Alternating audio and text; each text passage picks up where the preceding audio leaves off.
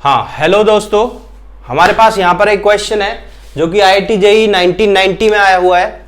ठीक है, और ये क्वेश्चन क्या है, इसमें कह रहा है लेट f, और यहाँ पर आएगा let f is a function such that, जिसकी डोमेन है r, कोडोमेन है r एक फंक्शन है और जो कि डिफरेंशिएबल है। जब सिंपल डिफरेंशिएबल बोला जाए तो इसका मतलब है वो हर जगह डिफरेंशिएबल फंक्शन है। ठीक है, एंड f ऑफ 1 की वैल्यू 4 दे रखी है हमें यहाँ।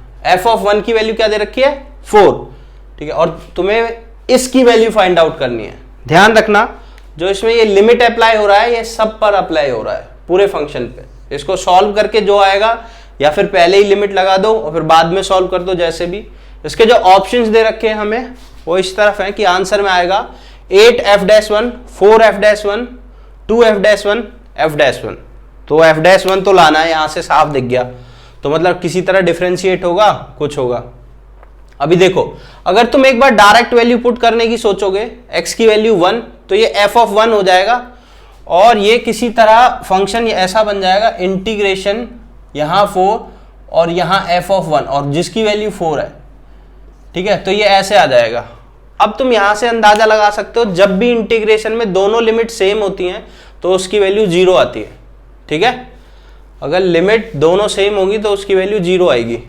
ठीक है, तो वहां से ये थोड़ा सा गलत हो जाएगा क्वेश्चन। ठीक है, और 0 ऑप्शन में है नहीं तो पक्का गलत है। तो कुछ और देखते हैं। ठीक है, सबसे पहले हम इसको इसका इंटीग्रेशन सॉल्व करने की कोशिश करते हैं। अब देखो, ऊपर 2t है, नीचे x-1 है। दो वेरिएबल है हमारे पास, t और x। तो ऐसे केस में जब कहीं पर भी x के बारे में कुछ नहीं दिया है तो x को कांस्टेंट मानना बच्चों। x t पे डिपेंडेंट नहीं है, यही मान के चलेंगे हम। देखो, x कहीं भी t पे डिपेंडेंट नहीं है, कहीं भी नहीं लिखा है ऐसा कि x t पे डिपेंडेंट है। ठीक है, कोई रिलेशन नहीं है। तो यहां से हम ये x-1 को कांस्टेंट मान के चलेंगे।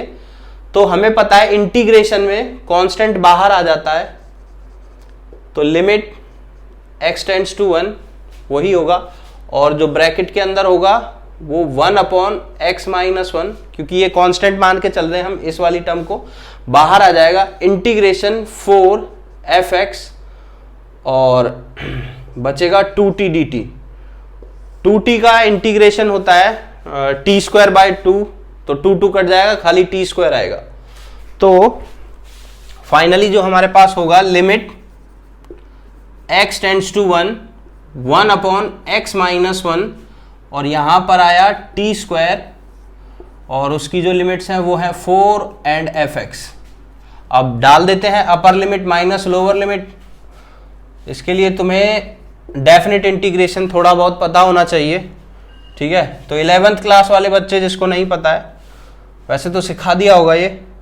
अब यहां पर आ रहा है हमारे पास x-1, और जब ये वैल्यू डालेंगे तो आएगा f(x) का होल स्क्वायर माइनस 4 का स्क्वायर, जो कि होगा 16। तो ये आएगी हमारी वैल्यू। अब जब हम ये x को 1 पुट करेंगे यहां पर, तो ये हो जाएगा f ऑफ 1 का होल स्क्वायर, और f ऑफ 1 की वैल्यू दे रखी है 4। तो हम साफ देख सकते हैं, यहां पर आएगा 4 का स्क्वायर माइनस 16, तो ऊपर 0 आ जाएगा, और यहां पर आएगा 4-1, नीचे भी 0 आ जाएगा। तो ये जो फॉर्म है वो 0/0 फॉर्म है। ठीक है, ये वैल्यूज डालने पे, डायरेक्ट वैल्यू डालने पे 0/0 फॉर्म आ रही है। तो ऐसे केस में तुम क्या करोगे, एल हॉस्पिटल रूल लगाओगे। एल हॉस्पिटल रूल में ऊपर नीचे डिफरेंशिएट कर देना है, और किसके रेस्पेक्ट में करना है, ये जो चीज होती है x के रेस्पेक्ट में। तो करते हैं डिफरेंशिएट। ठीक है, लिमिट वही रहेगी, लिमिट x टेंड्स टू 1। ठीक है, और उसका डिफरेंशिएशन होगा न्यूमरेटर का 2f(x) into f'(x), chain rule लगा के। -16 का डिफरेंशिएशन 0 हो जाएगा, और नीचे x-1 का डिफरेंशिएशन 1 होगा।